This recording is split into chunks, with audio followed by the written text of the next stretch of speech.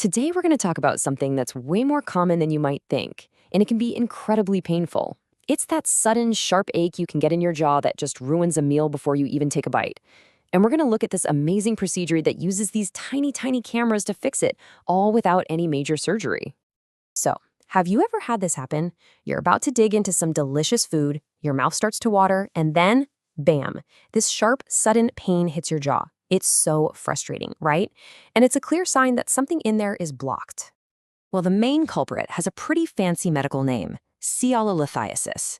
But really, all it means is that tiny little stones made of mineral deposits are forming inside the supernarrow tubes, the ducts, that carry saliva into your mouth.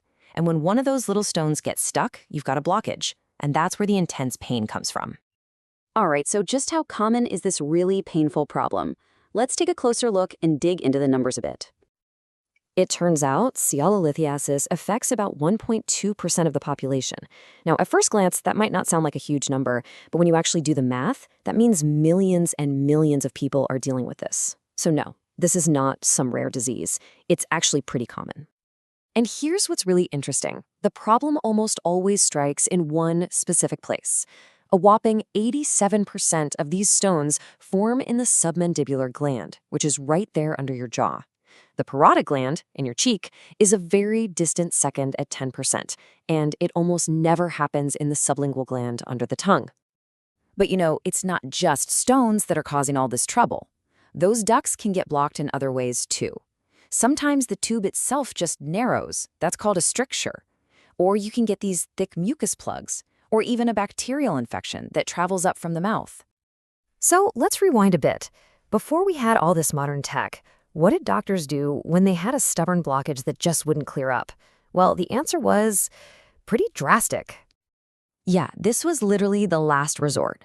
If things like massage, staying hydrated, and medication didn't work, the only option left was pretty extreme: major surgery to completely remove the entire salivary gland. I mean, sure, it solved the problem, but you lost a whole organ in the process. But then, in the last few decades, everything changed.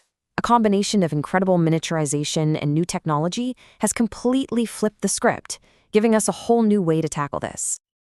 And wow, the difference is just night and day. We've gone from the old way, major surgery, removing the gland, to a new way that's minimally invasive and is all about preserving the gland. This isn't just a small step forward, it's a total revolution in how we treat this. And this brings us to the hero of our story, sialendoscopy.